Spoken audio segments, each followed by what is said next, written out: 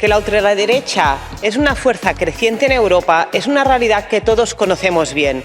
Los sucesos del pasado diciembre en Alemania demuestran que ahora está organizada hasta el punto de planear un golpe de Estado. Pero las amenazas terroristas son la punta del iceberg del peligro que supone el crecimiento de la ultraderecha.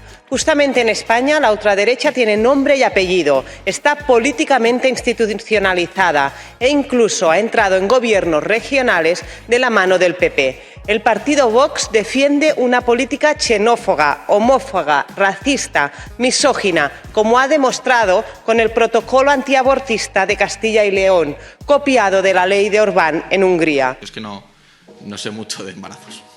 Que partidos como Vox se encuentren cada vez con más influencia y poder político es la auténtica amenaza al Estado de Derecho de la Unión Europea, especialmente porque su discurso legitima eventos tan lamentables como los que hemos presenciado en Brasilia y en Washington.